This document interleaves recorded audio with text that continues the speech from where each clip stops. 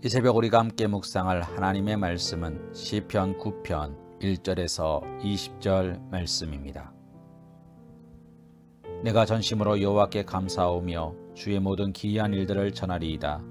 내가 주를 기뻐하고 즐거워하며 지존하신 주의 이름을 찬송하리니 내 원수들이 물러갈 때에 주 앞에서 넘어져 망함이니이다.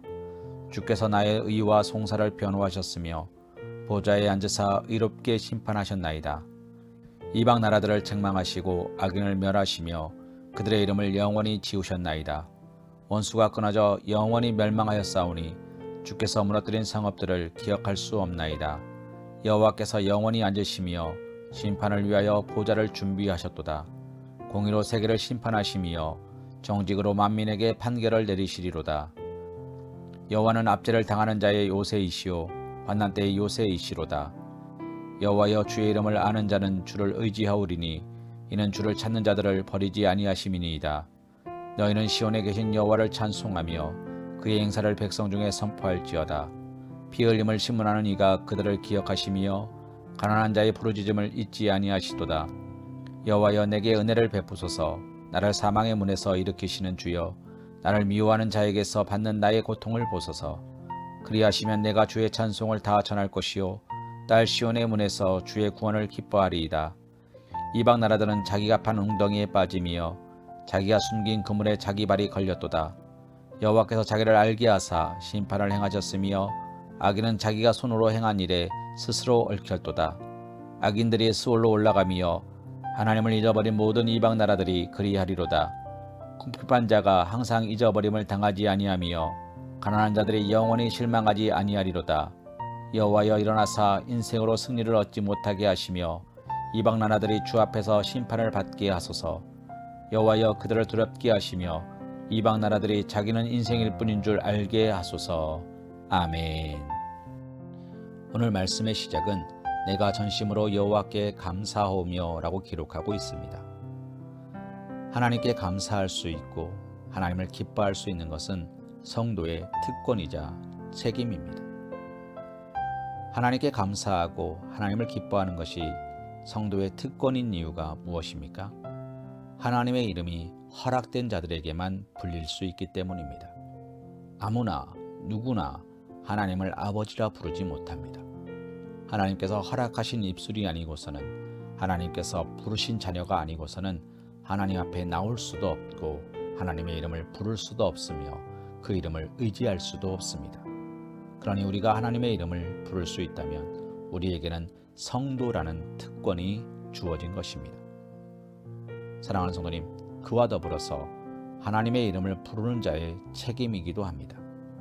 하나님께 감사하는 것, 하나님의 이름을 기뻐하는 것은 성도가 행해야 되는 책임이기 때문입니다. 사랑하는 성도님, 다윗은 하나님이 행하신 모든 기사로 인하여서 하나님께 감사하고 그것들을 사람들에게 전하겠다고 고백하고 있는 것입니다.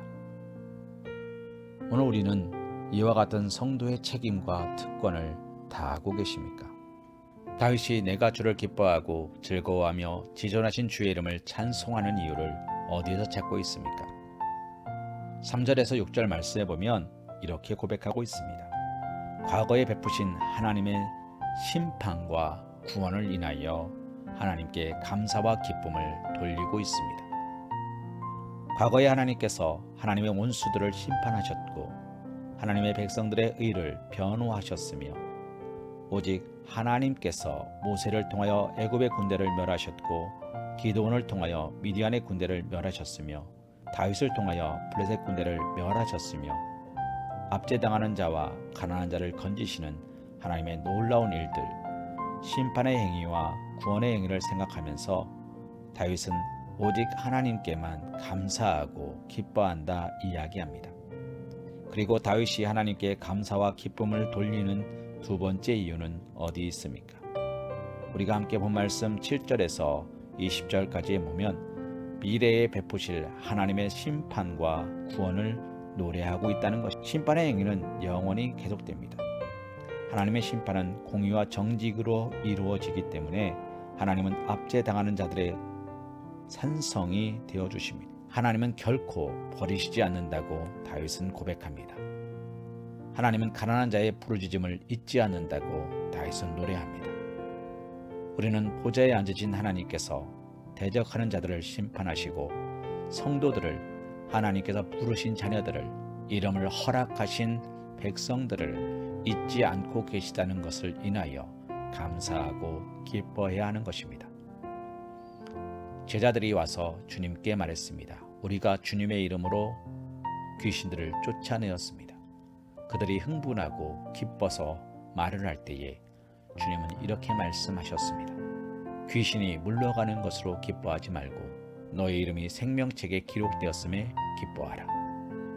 주님의 이름을 부를 수 있었던 것은 성도된 특권이자 책임이었습니다. 제자들이 주님의 이름으로 귀신을 물리칠 수 있었던 것은 그 이름에 능력이 있기 때문이기도 하지만 그 이름을 허락하신 하나님의 능력이셨습니다. 그 이름이 허락된 성도, 생명책에 기록된 성도이기 때문입니다. 주님께서는 제자들을 향하여 그렇게 말씀하신 것입니다. 내가 내 자녀가 된 것에, 내 아버지의 아들이 된 것에, 딸이 된 것에 기뻐하라. 사랑하는 성도님, 감사와 기쁨이 기도로 바뀌어지고 있는 것입니다. 13절 말씀해 보면 여호와여 나를 긍휼히 여기소서라고 기록하고 있습니다. 내게 은혜를 베푸소서라고 기록하면서 그는 뭐라고 말합니까? 그 모든 것들에 대하여 하나님, 그러나 여전히 나약하고 부족한 나를 붙잡아 주시옵소서라고 기록하고 있는 것입니다. 하나님을 빼고 나면 나는 아무것도 아닙니다. 다윗의 고백은 그런 것입니다. 13절 말씀에 여호와여 내게 은혜를 베푸소서, 나를 사망의 문에서 일으키시는 주여 나를 미워하는 자에게서 받는 나의 고통을 보소서. 14절은 그리하시면 내가 주의 찬송을 다 전할 것이요 라고 기록하고 있습니다. 사랑하는 성도님, 다윗은 지금 하나님의 도움을 다시 한번 절절히 구하고 있는 것입니다. 이 새벽 우리는 하나님 앞에서 전심으로 감사하기 원합니다. 전심으로 하나님을 기뻐하기 원합니다. 그것은 보배로운 선물인 동시에 우리가 늘 가져야 할 의무요 책임인 것입니다. 다윗의 고백처럼 예전 과거에 행하신 하나님의 심판과 구원, 그리고 미래에 행하실 하나님의 심판과 구원을 바라보기 때문입니다. 성도의 시선은 언제나 하나님을 향하고 하나님 중심으로 하나님 말씀을 바라보시는, 그래서 시편 1편 말씀에 있는 말씀처럼 복 있는 삶을 살아가시는 사랑받는 주님의 자녀, 사랑하는 우리 사광교회 성도님 되시기를 주님의 이름으로 기도합니다.